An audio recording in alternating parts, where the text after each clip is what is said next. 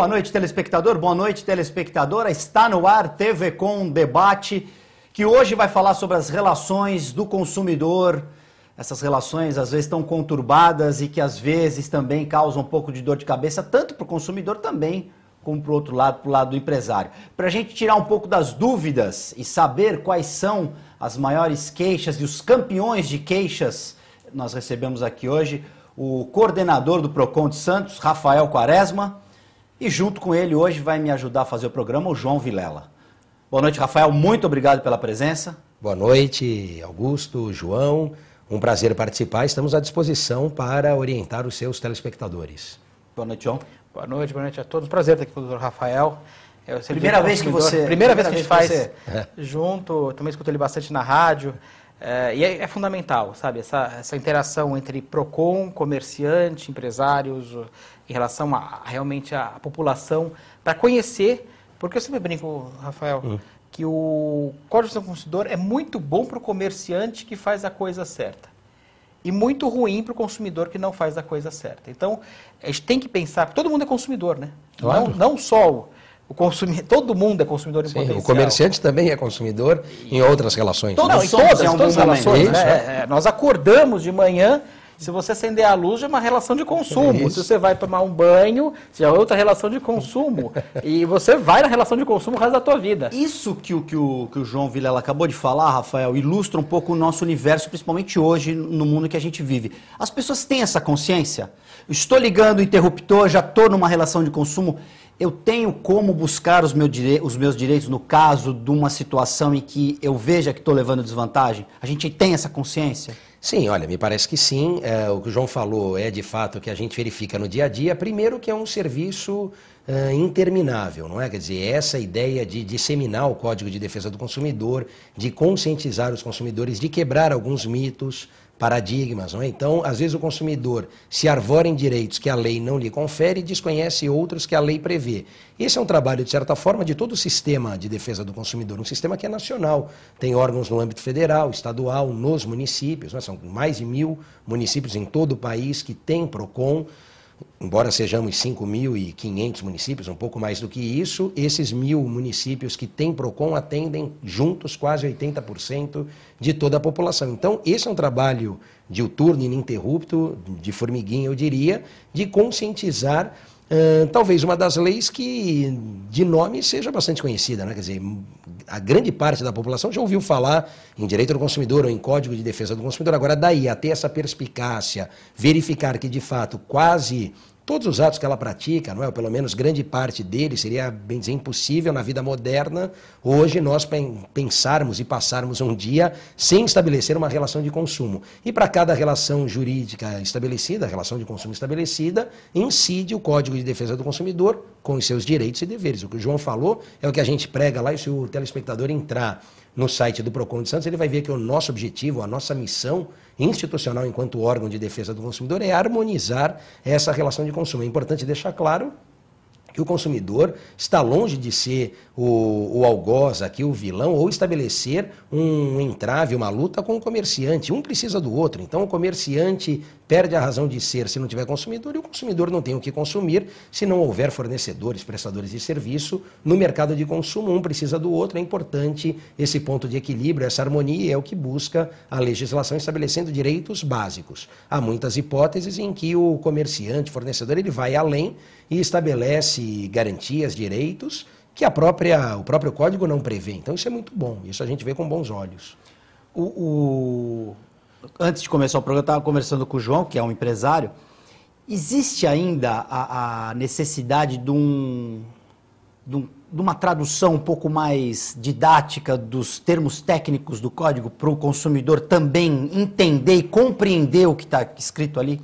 E também para o empresário, porque claro, é difícil, alguns termos ali são difíceis. Sim, em regra, Augusto, o empresário e o consumidor, como leigos que são, eles não têm obrigação de conhecer tecnicamente o que diz a lei, o que diz o código. Aliás, o código, a lei, como norma jurídica que é, ela trata de princípios, estabelece conceitos e utiliza terminologias que são praticadas no universo jurídico, no ambiente jurídico. Isso, de certa forma, não é passado ou não é absorvido pelo consumidor. Então, muitas das vezes é importante realmente você detalhar, dissecar e explicar ali o que alguns artigos, o que algumas diretrizes do código querem dizer. Porque uma coisa é o que está dito na lei, outra coisa é o que aquela expressão, aquela interpretação vai conduzir em termos práticos. Então, esse é também um papel que nós fazemos, e aí eu aproveito o espaço para dizer que a gente não faz só para o consumidor, não.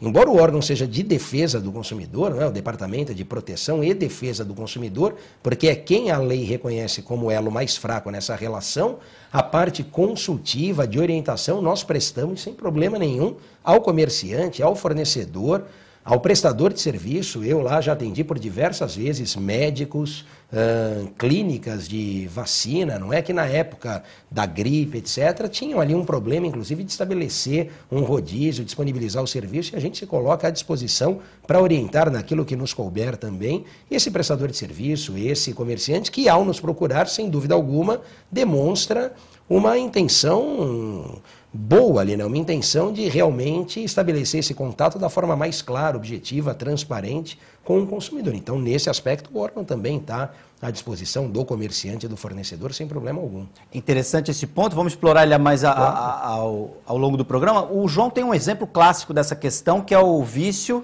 As pessoas têm uma dificuldade. Um exemplo que o Rafael conhece muito bem, é claro, mas o que eu falo do código, sim. Nós somos obrigados hoje a ter o Código de Defesa do Consumidor à disposição para o cliente com facilidade. Em local visível, né?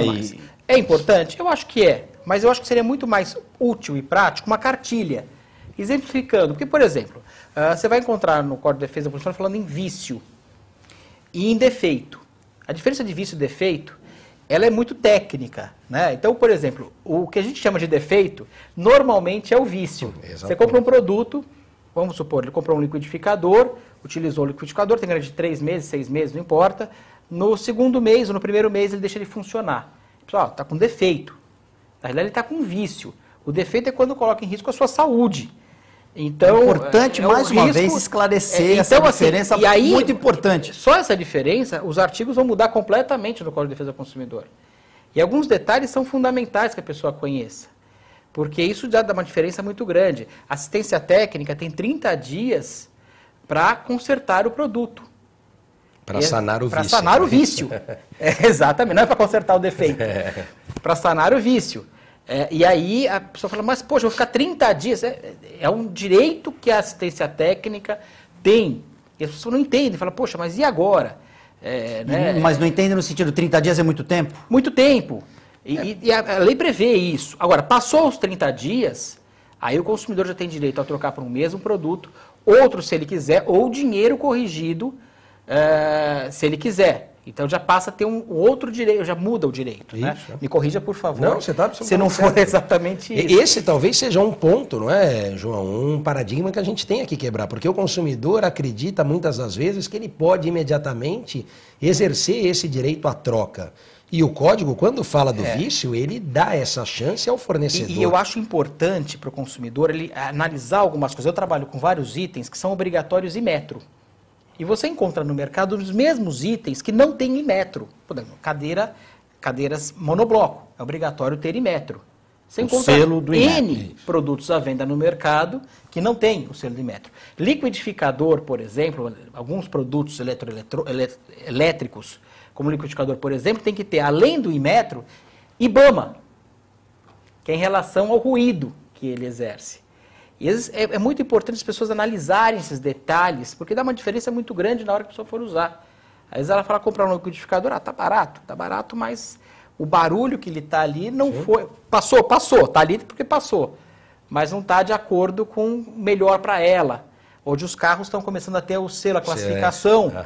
Então, o consumidor precisa de muito mais explicação, e o comerciante também, que a grande maioria acaba errando e errando feio em várias coisas também. Estou colocando do lado do empresário, o empresário acaba errando sem se preocupar, às vezes, com detalhe. Panela de pressão, por exemplo, é o item na loja, por exemplo, que mais as pessoas têm medo de comprar.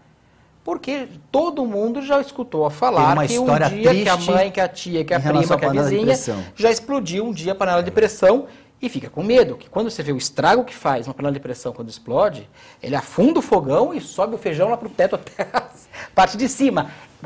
Todas são obrigadas a ter em metro hoje. Só que o que acontece?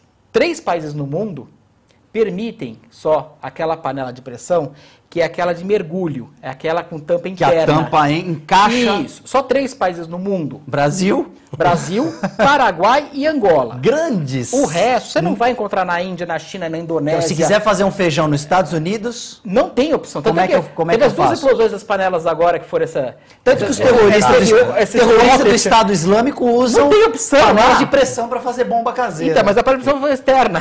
Não teve jeito. Porque Ou eles vão- importam a nossa, né? Tem que importar a nossa. Nesse caso, Rafael, como que o consumidor deve proceder? Ele não deve comprar, então, produtos que não tenham o selo do Inmetro?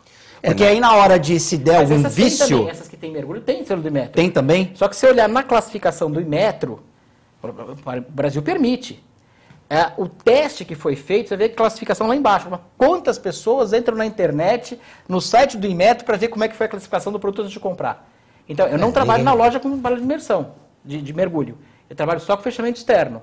Aí o cliente quer, mas eu vi lá uma promoção tão baratinha, tão bacana. Aqui não trabalho. E você explica isso? Eu explico isso, mas isso é uma coisa... Mas será que, como a gente está falando, é verdade? Será que é isso Que mesmo? nem Ele tá eu querendo só vender, acredito né? Vender vendo, essa aí né? que é mais cara aqui. Nesse caso, Rafael, quando o consumidor, ele, por N motivos, ele compra um produto um pouco mais em conta, que fisicamente é semelhante àquele que ele gostaria de ter, mas não pode, e tem algum problema de vício, vamos falar o termo certo, a relação de consumo, ela não acontece? Como que ele pode buscar o direito? Ele tem esse direito? Não, veja, ela acontece, se estabelece da mesma maneira. A única coisa é que nós temos alguns certificados ou garantias que vão, na verdade, validar o produto, não é? Ou pelo menos atestar que ele foi verificado e passou por determinados testes. O João falou do Inmetro, mas nós temos, por exemplo, na questão agora dos brinquedos, já que vai se aproximar o Dia das Crianças, não é? O selo indicando faixa etária, se há peças que se soltam do todo, se há perigo de ingestão da peça, se há o selo da Abrinq, que também atesta e valida isso, enfim. Então é importante... Além do Inmetro. Além do Inmetro, claro. Não, tem também o Inmetro lá nos brinquedos. Nós tivemos algum tempo atrás, eu não me lembro agora qual era o brinquedo, mas que ele soltava como se fosse um pó lá, uma tinta, e aquela tinta era tóxica, né? Então, e era produto importado que não passou, naquele caso específico, pelo menos até onde eu me lembro, não passou por essa verificação de outros órgãos que acabam unindo esforços para, de certa maneira, entregar um produto mais confiável, vamos assim dizer, ao consumidor. Como é que a lei resolve essa questão falando dos importados? Para o legislador, o importador responde, não é? Então, quando eu tenho essa questão de produto que é importado, comercializado em território nacional, o importador responde. Quando o comerciante opta por vender o produto que ele desconhece a origem, a procedência, quem assume a responsabilidade perante o consumidor é ele, não é o comerciante. Porque, em última análise, se nós não tivermos essa situação, aquele que já é o mais fraco na relação, ou aquele que a lei inequivocamente quis proteger, acabaria ficando desprovido, não é? Acabaria ficando sem nenhuma proteção. Então o Código vai estabelecendo essas gradações, vai fazendo essas correlações para, em última leitura, aqui, em última análise, realmente proteger o consumidor. Mas é importante que ele verifique, de fato, se o produto contém este selo, porque isso dá uma garantia, mas, na verdade, quando a gente fala em garantia, uma segurança maior ao consumidor, que é um dos princípios que norteia também a relação de consumo, né? Então isso é importante dizer. Você falou uma coisa, Rafael, que é muito importante. Estamos perto das crianças. E o segundo item mais contrabandeado no Brasil é brinquedo. Primeiro é cigarro, né? Aqueles famosos cigarros do Paraguai. Sempre o Paraguai. E o brinquedo. Mas o brinquedo eu acho muito mais complicado, porque você está dando uma criança. Eu tenho uma filha de 1 ano e 5 meses. E eu comprei outro dia, numa loja renomada, uma rede, um brinquedo para ela. Ela viu o brinquedo, eu acabei comprando. Não me preocupei com os detalhes, porque era uma loja renomada, fiquei tranquilo. Uhum.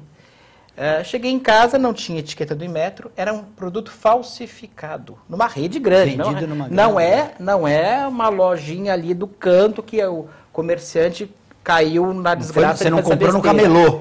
Não importa, Né? então, mas o camelô é outro caso que eu acho absurdo daí, porque o camelô é um permissionário. Eu ia chegar lá pra ele ver como ali, fica essa ele está relação. ali porque a prefeitura deixa. Sim. Ele não pode estar ali. E eu tenho visto hoje, eu chego até nesse ponto, muitos lugares, até bancas de jornal que eram para vender jornal, Não, que hoje não vendem nem- tudo, menos não, jornal. nem revista. Faz recarga de celular. Tem uma fazem banca que tudo. você sabe muito bem qual que é, que todo Jogo mundo do conhece, bicho. que foi inaugurada até agora há pouco tempo, que tem só contrabando. Só tem brinquedo contrabandeado. Devia ser uma brinca de jornal. Não é uma banca, é uma brinca. E aí, o que me assusta, assim, brinquedo é tipo do negócio. Todos os itens são importantes. Eu acho que tem que ser fundamental você ter importadores sérios também que possam responder por isso. E uma Eu fiscalização eu lido com também. produtos de cozinha e é algo que é assustador. E vou falar para vocês, assim, por experiência própria, panelas que são pintadas de preto para dizerem que é Teflon. antiaderente. Ah, não pode falar o... O fornecedor, virou né? genérico, não virou genérico. Mas desculpa. no antiaderente, Exatamente. panelas que não tem a menor condição. Panela hoje, Investimento. panela de pressão é obrigatório ter 1 metro, mas a panela comum não é. A grande maioria, não é a minoria, a grande maioria não dá para passar, no mínimo, Não dá para fazer um segurança. feijão ali sem explodir, no caso da Não panela é- de pressão, não, por exemplo. de pressão tem em metro. Então, teoricamente, é mais Essa aqui segura. não tem. As panelas comuns. É um grande absurdo que você encontra no mercado. Produtos realmente de péssima qualidade. Que, além de tudo, vão De fazer péssima mal à qualidade. saúde, Que né? vão Nesse fazer mal caso, à saúde. pintado de preto lá, na hora que você é, fizer o alimento ali, vai... Então, por exemplo, você tem que passar, o comerciante tem que ter um crivo também, antes de qualquer coisa, até antes da lei, antes de tudo mais, porque se você chega em produtos que são... Olha, para você, quando eu tenho um produto desse, eu peço, eu compro do fornecedor, a grande maioria não passa. No mínimo. Não estou falando nem no máximo.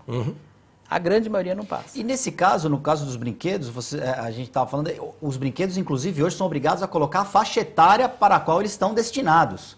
E fazendo um paralelo histórico aqui, na nossa época, nós não somos tão experientes assim, mas brincamos com coisas que hoje em dia seriam absolutamente impossíveis e inviáveis. sem dúvida, Né? Aquele sem dúvida. carrinho de latão que abria, a gente ficava dúvida. com tétano e passava com... vários brinquedos que soltavam tinta. Com tintas A gente- tóxicas, Sim, né? com tintas tóxicas. A mamadeira há Tinha- bem pouco tempo, Rafael. Quanto tempo tem a mamadeira que está proibida A- agora? o Tupperware até Que não pouco tempo. pode. A madeira, até bem pouco tempo, podia ter É uma sigla de que quer não sei dizer se a substância do... Não sei se É, porque é derivado do petróleo que é tóxico, não é isso? extremamente tóxico. Todo mundo toma O essa mundo, mamadeira. inteiro, o mundo inteiro estava proibido, nós no Brasil não, usando chupeta e mamadeira com aquilo.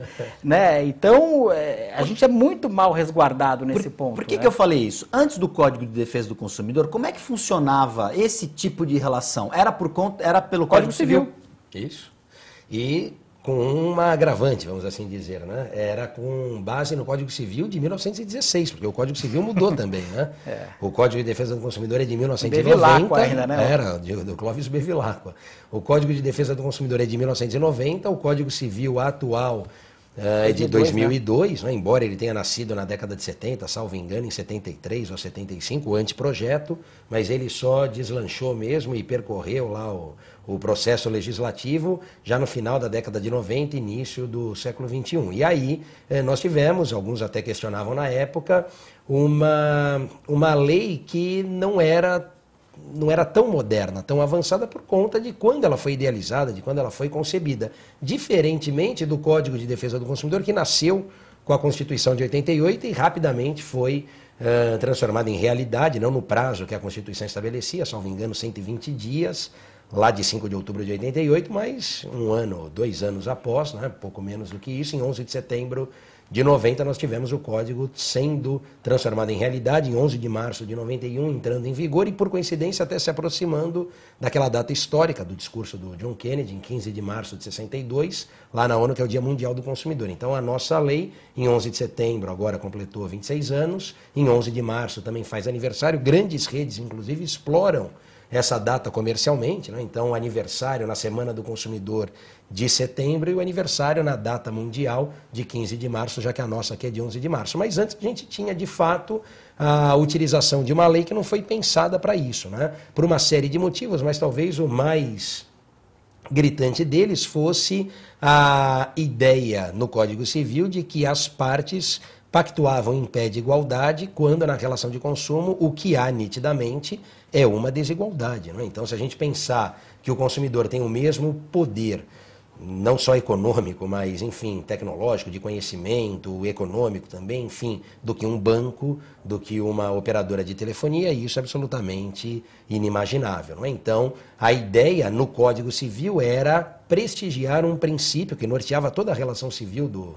século passado, né? que era a autonomia da vontade. Né? Lá vigorava um princípio, chamado de princípio da autonomia da vontade, que partia dessa premissa de que as partes pactuavam, contratavam em pé de igualdade, o que, depois das duas grandes guerras em especial, deixou de ser a realidade. Né? Com a produção em série, consumo em massa, nós tivemos um incremento nessa relação que, de fato, alguém passou a ditar as regras, ter voz mais ativa e, portanto, dizer como a coisa funcionava. Não dava para prever igualdade de condições. Antes o Código de Defesa do Consumidor era assim, que tinha muitas das vezes a gente chegava em situações de verdadeira injustiça. Às vezes até o judiciário, o juiz, queria decidir de forma diversa, mas ele ficava limitado pela própria lei, né? Quer dizer, ele não podia julgar contrariamente à lei. O João antes falou aqui da responsabilidade objetiva, lá no Código Civil já era e continua sendo responsabilidade civil subjetiva, que exige a verificação de culpa, prova da culpa. Essa prova é tormentosa, muitas das vezes difícil. Não dava para inverter o ônus da prova. Não dava para inverter e aí tudo conduzia legalmente, o sistema conspirava no sentido de fazer com que a ação fosse julgada de forma desfavorável ao consumidor, autor da ação. Né? Então hoje nós tivemos uma série de avanços nesse sentido para permitir que outros mecanismos, outras ferramentas sejam utilizadas, colocadas em prática para mudar esse cenário. Um parênteses aí, para o nosso telespectador também compreender, o juiz ele julga de acordo com a lei. Então, ele não pode sair fora do que diz a lei. Ele, como você falou, ele pode até... que o juiz ele vai classificar determinado crime ou determinada situação que vai em desacordo ao Código Civil, no caso da relação de consumo, ele tem que enquadrar o delito em algum artigo que seja ali. Não pode inventar... Ele coloca, não é que ele inventar, ele não pode, tem que justificar. Né? Ele não pode ele precisa dizer que... A sentença vai ser justificada, mas existem outros, até o novo Código de Processo Civil... Ele permite algumas coisas. Quer ver uma coisa? Fala, João, claro. Por exemplo, o devedor. Né? A pessoa está devendo. O juiz hoje tem métodos de coação que pode usar pelo novo Código de Processo Civil. Por exemplo, ele pode suspender a carteira de motorista da pessoa que não pagou o carro. É uma sempre forma atrelado de pagar. Mas o que me assusta muito é banco. Porque você falou do contrato, né? A gente tinha a questão do contrato. Experimenta você chegar num banco, por isso que a lei teve que ter outra. Experimenta chegar no banco, você vai abrir uma conta, fazer alguma coisa, e falar, mas eu não quero essa cláusula aqui, não. Pode você não abrir a conta. Ou é aquilo ou nada. Exatamente. É o contrato. A famosa venda casada. Não, é um contrato leonino, é um contrato que você tem. Só tem uma parte que leva vantagem. Não. Exatamente. Sim, é um contrato. E aí, que vantagem que você tem? Né? Tudo aquilo é discutível, porque você não tem opção. Ou eu faço ou não faço. Vai comprar um celular, por exemplo, comprar um celular, um plano de celular, tenta falar, não, mas eu não concordo com essa cláusula aqui, lê lá. Eu quero tudo, toma todo cuidado. Você não pode. Eu lembro que eu tive um professor no curso de Direito, que era um juiz federal muito bom, e ele falou uma vez assim, eu não leio contrato nenhum. É tudo isso que é discutível. Ele não lê? Isso me assustou na época, como aluno. Professor! Né? Professor, você não lê nada? Não, de jeito nenhum. Imagina, tá lá pronto, o que eu vou discutir com o cara? Ou eu não faço. Então, porque são contratos de adesão, né? Quer dizer, o pressuposto ali é que você está de acordo. Plano de saúde, banco, telefonia. Você tem que opção que você... Contrato, compras pela internet. Pode dizer lá o contrário. Pode falar que nós não trocamos, nós não fazemos. Pode falar o que quiser. Vamos falar disso, nós vamos chegando já no final do primeiro bloco, se não der tempo. As pessoas, o que o João está falando realmente os bancos são os campeões mesmo veja, a gente tem nos bancos e nas teles os líderes ali das reclamações registradas, de um modo geral, nos órgãos de defesa do consumidor. O consumidor que tiver curiosidade, quiser acompanhar esse ranking, ele consegue online no Procon de Santos, no Procon de São Paulo, na Fundação Procon, tem um ícone ali, é só você clicar, ranking online, ele atualiza diariamente o número de reclamações. E é um termômetro ali bastante interessante, porque ele não traz apenas o número de reclamações, mas ele traz o número de reclamações e o número de soluções. Então, acaba transmitindo uma informação completa ao consumidor.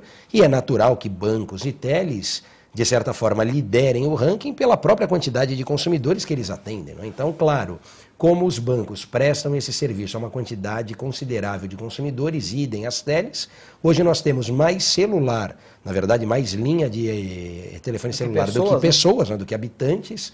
Então, é natural que haja uma reclamação maior. O problema não é a quantidade de reclamação, mas é a atenção dispensada na solução desse problema ao consumidor, principalmente quando não é o consumidor que cria o problema, não é? Porque às vezes o consumidor se vê obrigado a resolver um problema do qual ele é também vítima. Então ele precisa despender tempo do seu dia, gastar com ligação, não digo gastar financeiramente, mas gastar o tempo, que é o nosso insumo deixar de hoje fazer algumas coisas mais precioso para resolver um problema que nem partiu dele. Às vezes ele quer cancelar o serviço e é um direito que ele assiste, ok? Mas às vezes ele precisa resolver um plano que o plano foi alterado sem que ele tenha solicitado essa alteração. Então isso é pior ainda. E é importante que as empresas reflitam sobre isso e de fato deem a devida importância que o tema exige e desperta ao consumidor.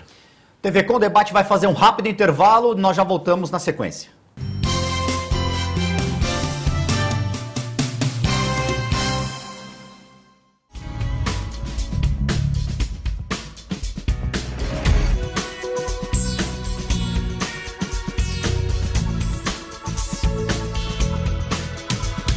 Unilaser, um centro de referência único que, concentrando recursos tecnológicos e a capacitação técnica de seus médicos, pode diagnosticar e tratar as doenças da visão, aplicando uma oftalmologia de ponta com reconhecimento nacional e internacional.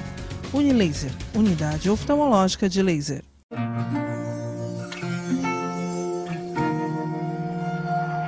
não desisto assim tão fácil, meu amor.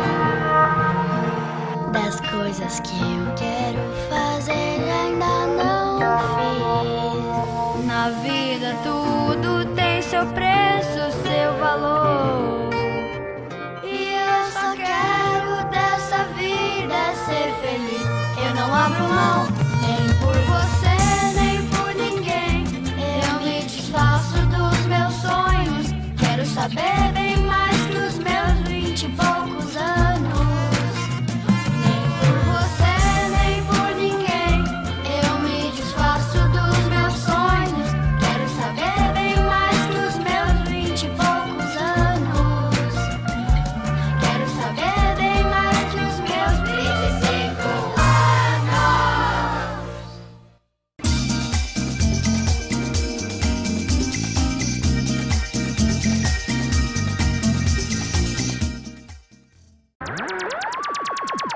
Diariamente, na nossa programação, você confere o TV com Clipes. Dos grandes clássicos aos atuais. Então fique ligado no TV com Clipes.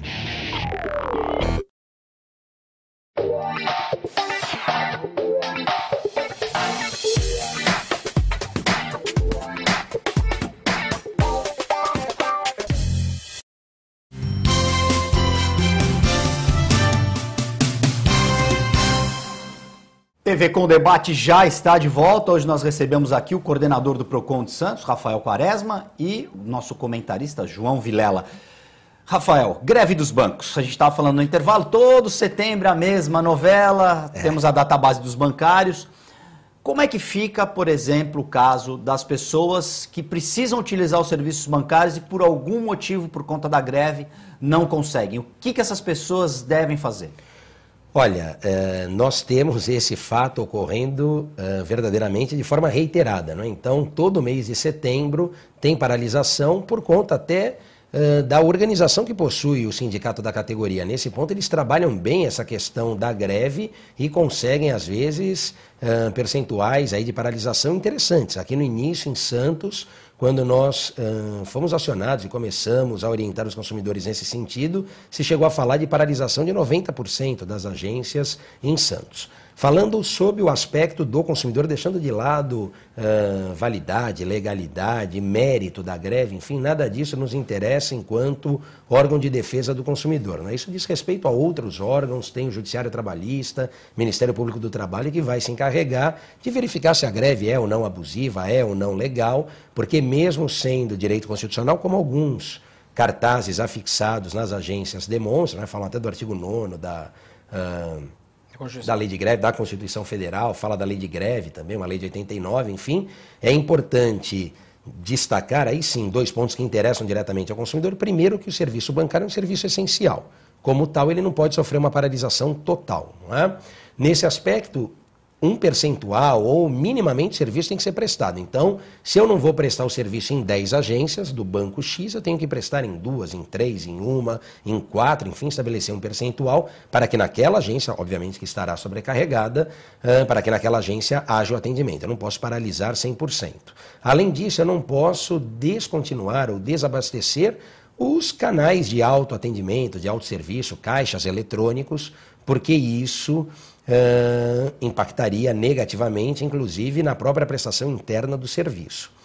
Ainda quanto ao consumidor, é importante que ele busque canais alternativos de pagamento. Então, primeiro, em tempos de greve, já sabendo que setembro é o mês de paralisação, de forma antecipada, ele contate o seu credor, ele contate o fornecedor daquela conta, daquele título, daquele boleto, enfim, e veja com ele se há meios alternativos de pagamento, prorrogação da data, outra forma de quitação, enfim, e mais que ele se documente quanto a isso, não é? Seja por um número de protocolo, seja por e-mails trocados, seja por alguma outra forma de contato estabelecida, é importante que ele tenha esses elementos, que isso pode ser útil num segundo momento, quando agora a sua insatisfação e resignação, insurgência aqui se voltar contra o banco. Né? Então, primeiro ele tenta esse contato com o credor, com o fornecedor seu, mas sem perder aqui de vista o fornecedor do serviço bancário, que são os bancos de um modo geral. Porque, em última análise, e aí nós falávamos antes também,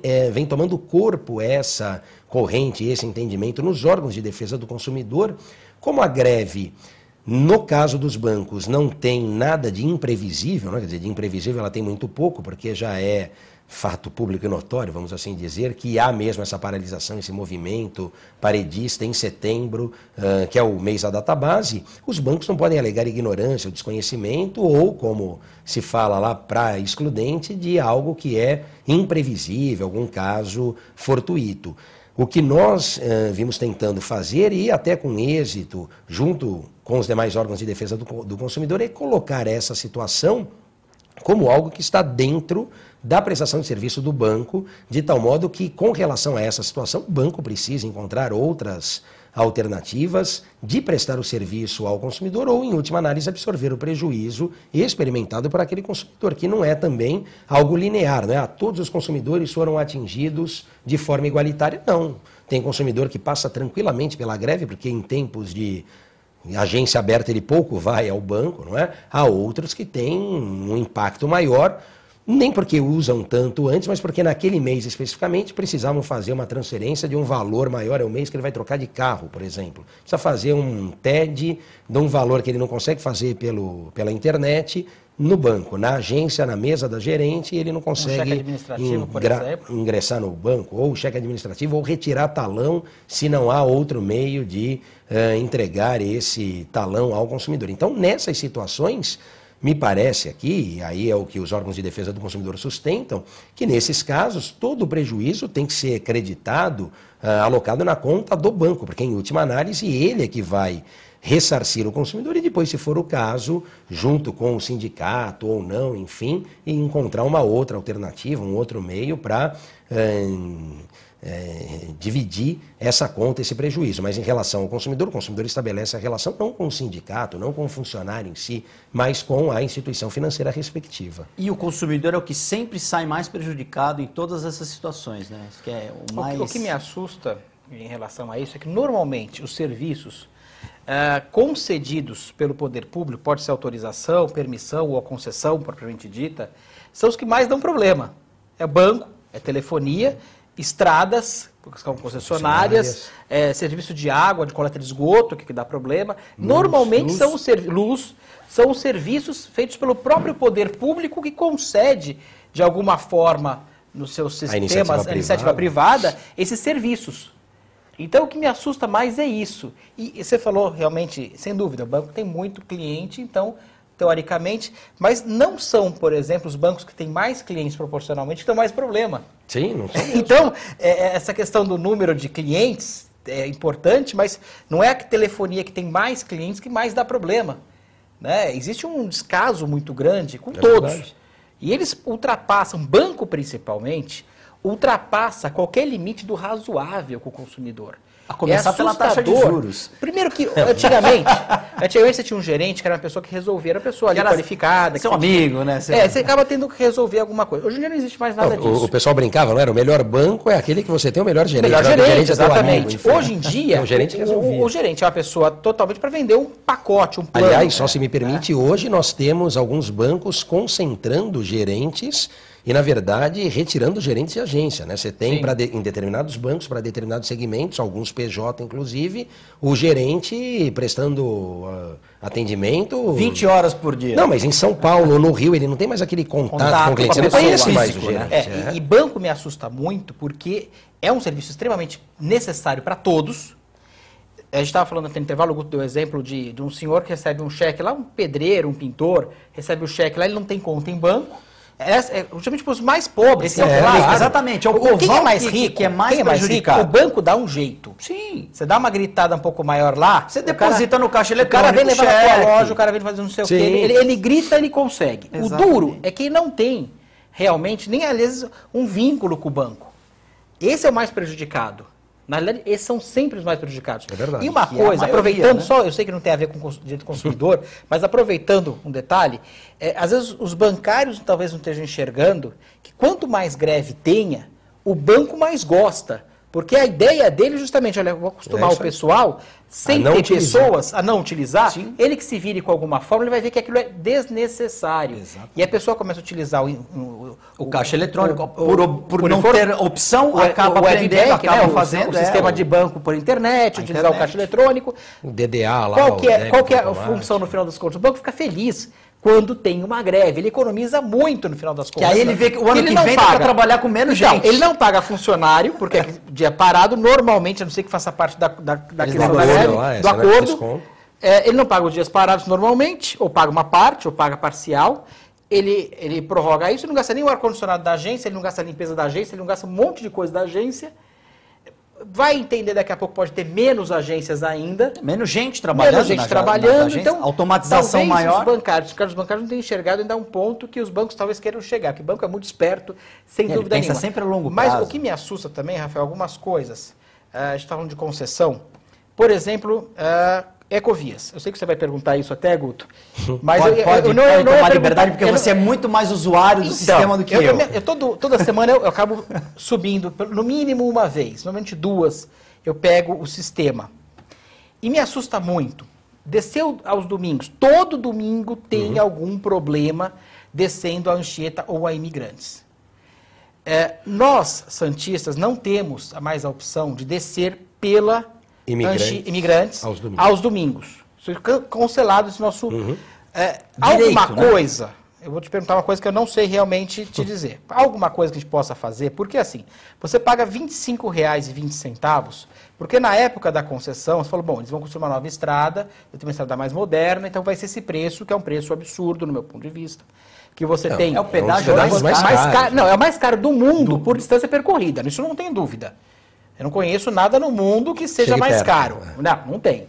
Para você descer numa estrada que foi construída em 1948, se não me engano, que é a Anchieta, com dinheiro público, que de lá para cá não se mudou praticamente nada, continua a mesma estrada, mesma via, mesmo tamanho, tudo igual. E você é obrigado a descer sem ter a menor segurança. Porque nós sabemos que no quilômetro 54, não precisa nem ser esperto, tem lá uns 54, você vai ser assaltado. É uma roleta russa, pode ser que não seja, mas todo domingo tem. É uma questão de probabilidade. Esse domingo teve agora, todo domingo tem. Eu vou no aniversário domingo agora, domingo, e eu já sei que vou ter que descer pela Anchieta, o aniversário em São Paulo. Como é que você que usa e com frequência, como é que fica o nível de estresse? Quando eu estou sozinho, eu não me preocupo tanto. Mas quando eu estou com a minha filha... Justamente, por isso que você eu falou fico no aniversário. Desesperado. Porque você já tem que vir com a cabeça pensando o que vai fazer se acontecer você começa a pensar, situação. poxa, eu deveria ter comprado um carro blindado. Você começa a pensar em coisas que são de guerra. Você entra em paranoia. Que são de guerra. Então você entra em paranoia. Porque você começa a ver vários problemas. Foram 14 mortes. 14 mortes, não estou falando do assalto, não. Sim. Assaltos? De 2006 até agora, se não me engano. Mortes. É algo assustador. Tem muita coisa. É no mesmo ponto. Agora, da mesma forma. assaltos é todo dia. Se não for ali, é aqui. Se não for ali para São Vicente, naquela parte do Porto Mar Pequeno. Se não for na descida, é no meio do caminho. Se não for na Vila Esperança, é do lado na Anchieta. Se não for em cima também que tem. É todo dia. E você fica refém de uma Ecovias que é assim, eles mandam. Não tem neblina, mas eles fazem lá o comboio. Eles colocam uma placa. Só para descer o comboio. É até cômico, Rafael. Que eles colocam um quilômetro antes do pessoal começar a ter já viu isso? Todo mundo já viu isso? Já, eu uso também. O pessoal ali vendendo... que qualquer dia vai acontecer um acidente grave ali, vai, porque os ambulantes, basta eles circulam de uma forma tão frenética. E você não consegue perigoso. chegar à conclusão que está lá uma placa dizendo, olha, ali vai ter, é proibido o comércio de produtos na estrada. Você anda 1 quilômetro, está lá o pessoal comercializando tranquilamente no pedágio. Eles acabam sendo concessionários da concessionária, Exatamente. Né? Aí você tem um trânsito parado sem neblina. Quantas vezes... Aliás, eu nunca peguei com neblina. Com neblina não está aberto. Eu não sei o que acontece. Tem comboio para descer, eu tenho uma teoria da conspiração. É teoria da conspiração mesmo, viu, Rafael? Que é o seguinte. Quando o trânsito está muito grande de caminhões aqui embaixo, tendo ou não neblina, eles fecham lá em cima, para segurar o número de carros. Represar.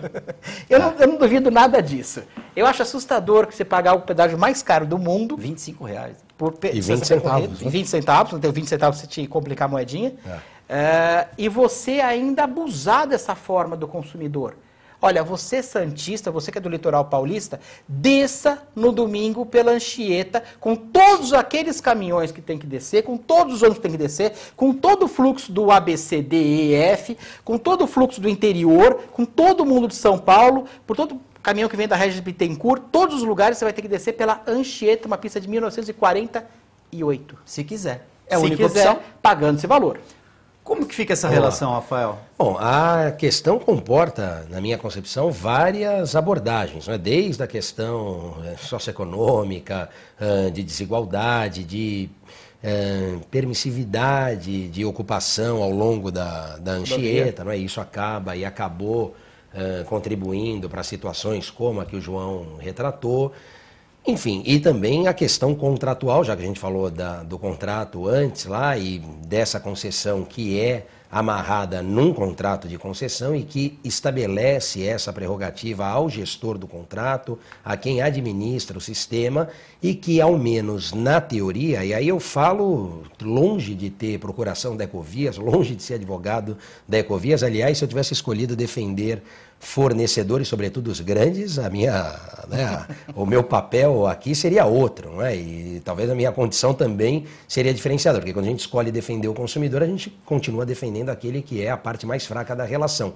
Mas então, não falando em prol de um fornecedor em detrimento de outro, mas simplesmente trazendo essa reflexão ao telespectador para dizer o seguinte: nesse contrato de concessão se outorga ao concessionário a possibilidade dele, na administração do contrato, estabelecendo direitos e deveres, sobretudo a análise de pessoas mais impactadas, mais atendidas, utilizar o sistema de acordo com essa demanda, não é? Então, se há, a partir de um determinado número X, número Y, de veículos que cruzam a praça de pedágio e que, portanto, autorizam a inversão de mão de direção, eles colocam, em detrimento nosso, né? Porque eu também sou penalizado. Aliás, o João falou, a minha esposa no domingo, ela não quer voltar de jeito nenhum, né? A gente começa a fazer umas maluquices ou de voltar na segunda de manhã. Exatamente. E aí você pega, já vai a criança direto para a escola, você já vai direto para o trabalho,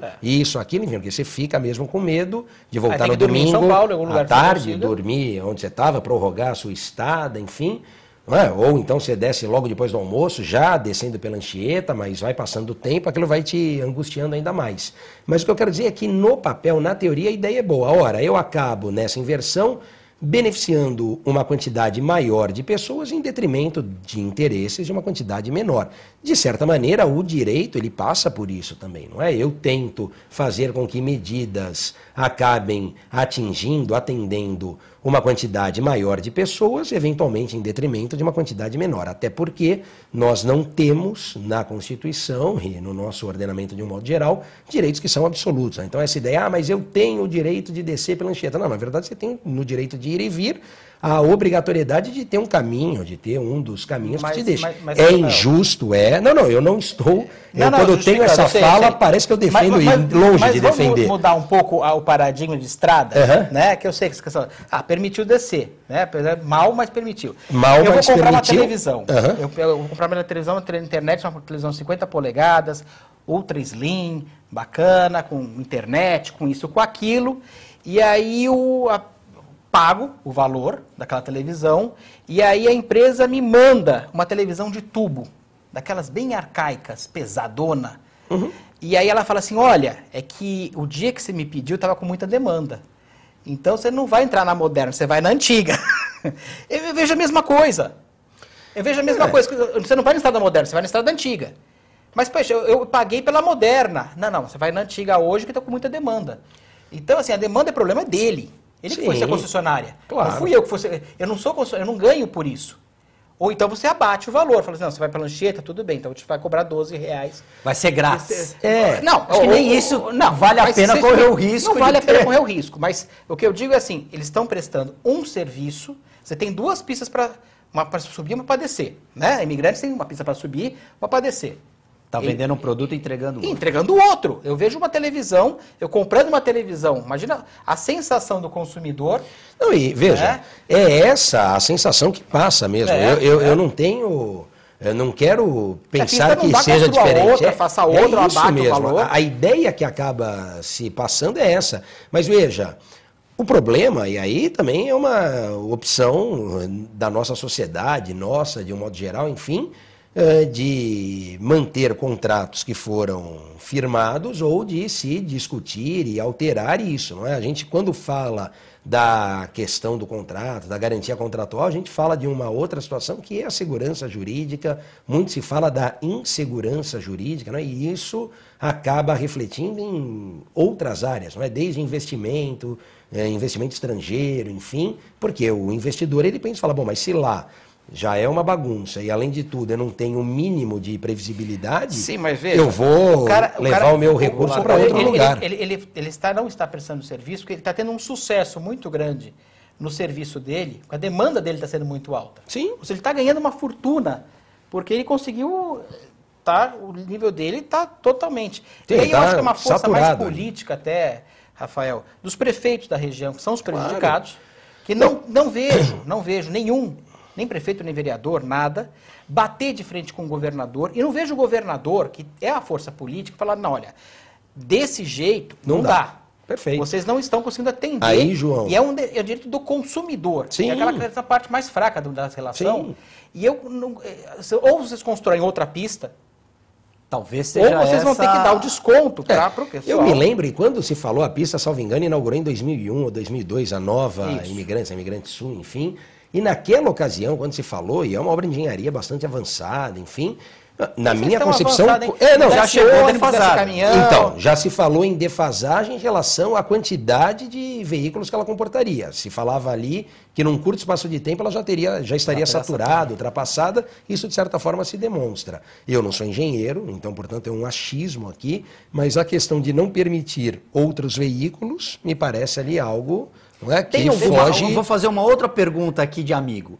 É o mesmo caso das balsas ou não? Exatamente. Então, a gente vai falar, mas eu não terminei ainda a questão lá da Ecovia. Só para finalizar, então, um aspecto, seja pela questão contratual, seja pela questão de atender direito das maiorias em detrimento de direito das minorias, essa é uma ideia que ganha corpo no direito, e eu não estou dizendo que é certo ou que é errado, só estou passando aqui para o telespectador que é uma das possibilidades, e quando se coloca isso na mesa, fala, bom, mas eu vou aqui sacrificar 10, e eu estou beneficiando quanto? 100, 1000? É razoável isso ou não é? Esse é um aspecto. O outro é a questão política. A questão política, ela transcende a questão jurídica. Até porque a gente não pode esquecer o nosso mais alto órgão jurisdicional, a nossa Suprema Corte aqui, que é o STF, é uma corte jurídica, não é? Política. Perdão, é uma corte política. Eu queria falar política e de direito. É uma corte política, ninguém tem dúvida disso. Ela profere julgamentos técnicos, mas muitas das vezes os julgamentos são políticos. Claro. Né? Então, a questão da política, ela transcende aqui o direito. Um engajamento, seja de governador, de prefeitos, vereadores, outros órgãos, e isso pode permitir que seja pensado de forma diferente. Para fechar só a questão da Ecovias, que eu sei que foi colocação do Guto, o João falou também, só para deixar aqui registrado, tudo isso seria mais absorvido ou criaria menos rusga aí por parte dos consumidores se houvesse um serviço ainda que nessa metodologia, na pista sul da Anchieta, etc., que é bem diferente da Imigrantes, um serviço prestado com qualidade ou com segurança. Aí entra novamente essa questão contratual. Eu volto a dizer, eu defendo os consumidores. Aqui, a única observação que se faz é em relação à leitura jurídica disso. Não há uma fórmula mágica, portanto, eu não estou aqui pregando e dizendo que o que eu estou sustentando é o certo ou não, mas são posicionamentos, são pontos de vista, e num dos critérios ali utilizados, que é o do nexo causal, você precisa manter essa relação de causa e efeito. Uma das situações aqui que se discute e que o judiciário, pelo menos até o presente momento, falando do Tribunal de Justiça de São Paulo, vem decidindo é no sentido de não reconhecer, não a relação de consumo, que foi até pergunta do Guto, ou nos bastidores, ou no início, enfim, do usuário, do motorista, que é consumidor do serviço prestado pela Ecovias, do pedestre, que é consumidor, porque às vezes a gente pode falar, mas o motorista é consumidor porque ele paga o pedágio. Tá bom, mas o carona ou o pedestre que utiliza a passarela, que não pagou o pedágio, é também consumidor. E às vezes consumidor por equiparação legal, ali está tudo dentro do Código de Defesa do Consumidor. A questão é se o serviço prestado engloba ou não a questão da segurança, não da segurança do sistema, não ter animal na pista, não ter um buraco, não ter falta de placa, ausência de sinalização, mas se isso passa pelo dever de segurança que é inerente ao Estado. E aí eu concluo, para deixar o telespectador refletindo a esse respeito, se o poder público optou inequivocamente pela concessão de serviço e permitir a exploração da iniciativa privada, por que também não fez um divisor aqui, não repartiu essa responsabilidade em relação à segurança? Porque hoje o que escora não só a Ecovias, mas as concessionárias de um modo geral, é justamente essa ausência de previsão contratual, além do dever constitucional que joga a bucha da segurança para o Estado, né? Porque senão, se a gente for pensar assim, então, e eu longe de estar defendendo, né? Mas só para fazer o papel de advogado do diabo e forçar essa reflexão. Eu poderia, então, tranquilamente acionar o Estado, porque eu fui vítima de um assalto, disso ou daquilo, quando a gente sabe que o Estado presta, na minha concepção, é errado, mas é o sistema que nós temos, cabe a nós mudarmos isso, que o Estado presta é aquela sensação de segurança, né? Então, o que o Estado vende para a gente? Sensação de segurança. E na parte de concessão do serviço público, isso ele não passou para o concessionário. Se passasse, ficava melhor a vida aqui do consumidor nesse aspecto. Você falou uma coisa, eu sei que você estava falando da balsa, mas acho que fica muito próximo. Você falou uma coisa que estava lendo um livro do José Afonso da Silva, que você conhece bem, que é o grande constitucionalista. E foi secretário de Segurança, inclusive. Livros que ele colocou, José Afonso coloca que há uma grande chance, eu sei que é excluído do Código do Consumidor tributo, mas hoje pode começar a pensar de uma forma. São Vicente agora não teve coleta de lixo, isso está incluso no IPTU. Claro, sim. Ele não teve coleta de lixo, você não foi prestado de serviço, mas foi cobrado de você.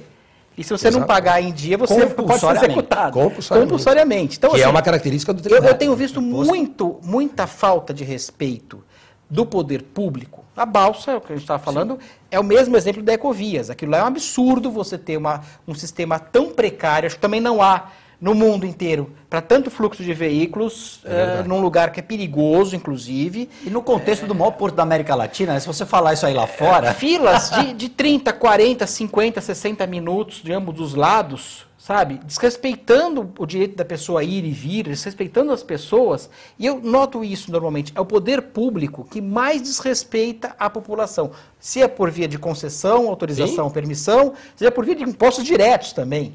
Foi o que você colocou. Bom, a segurança está lá, mas está empírica lá. Está lá onde? Né? Na realidade, você tem ação de regresso contra o governo, contra isso, mas não ganha nunca. Exato. A gente sabe que não ganha nunca, porque... Porque também se mudar, João, esse posicionamento, aí é a falência aí quebra total tudo. do Estado. Então, né? mas aí que tá. Ainda que seja isso mesmo, para a gente repensar, talvez só numa situação Essa extrema questão de prestar ou o de serviço, choque é que vai mudar. Nós não temos saúde, o poder público...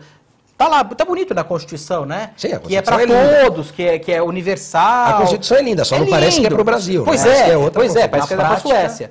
Mas esse ali, a sistema de saúde é universal, é total, e ele, além gratuito, né? Para todos, aquele negócio, é bonito o negócio.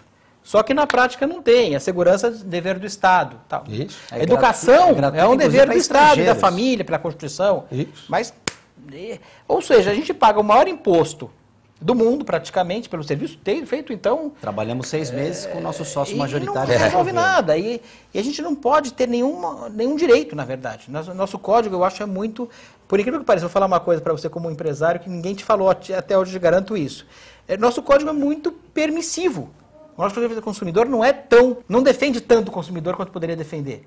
Nesses casos, por exemplo, que as pessoas são hipossuficientes, teria que ter um aspecto mais amplo, até contra o próprio governo, que permite certas coisas, abusos que são terríveis, né? O código ali, ele até quis, na verdade, englobar também, porque ele fala que o fornecedor é a pessoa jurídica de direito público ou de direito privado. Mas não envolve né? imposto, ele exclui. Não, exclui. Quando ele define serviço, ele exclui as relações de caráter trabalhista, as relações tributárias, porque o viés é outro, né? Na verdade, a origem, a essência, até aquela questão do pedágio que a gente falava, é diferente, porque a mensuração é outra, né? Quer dizer, então, mas eu vou descer pela Anchieta, então tem que ser um valor, e quando eu desço pela Imigrantes é outro. Não, já que o pedágio é previsto constitucionalmente, esse também é um outro ponto, né? Porque muito se discutiu isso com a nova Constituição. O direito de ir e vir, não era previsto no outro, que dizia que... Esse mas ele harmoniza o direito de ir e vir com a possibilidade do pedágio, cobrança, né? E aí são do pedágio, da cobrança, e aí são direitos da mesma grandeza, porque ambos estão na Constituição, então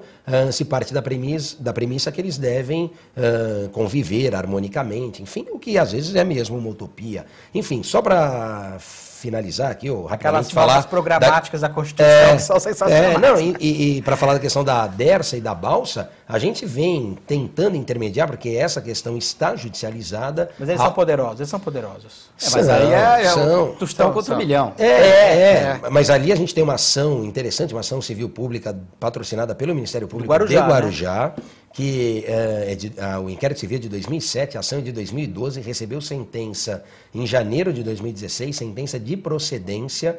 Infelizmente, a Dersa, além de recorrer da sentença, ela buscou no Tribunal de Justiça um efeito suspensivo à sentença que determinava algumas medidas práticas, caso não fosse respeitado critérios estabelecidos na sentença, e com isso, em português bem claro para o telespectador entender, a sentença ela foi esvaziada, né? Quer dizer, aquele comando da sentença que poderia irradiar efeitos desde logo, aguarda um desfecho ou um referendo do tribunal quando do julgamento do recurso. Infelizmente, nesse aspecto, voltamos a estaca zero. Eles são poderosos. O que a gente vem tentando fazer, e tivemos reunião com a CT, com o Ministério Público, com a Dersa, o presidente da Dersa teve comigo, até o engenheiro Lawrence, justamente para tentar estabelecer, primeiro para sensibilizá-los, que a questão aqui repercute de forma diferente do que chega na diretoria da companhia, sem dúvida alguma, e para fazer com que eles pensem, independentemente de ação judicial ou não, numa alternativa que vai impactar menos o consumidor. É isso que a gente está tentando, não jogamos a toalha, não encerramos essa batalha,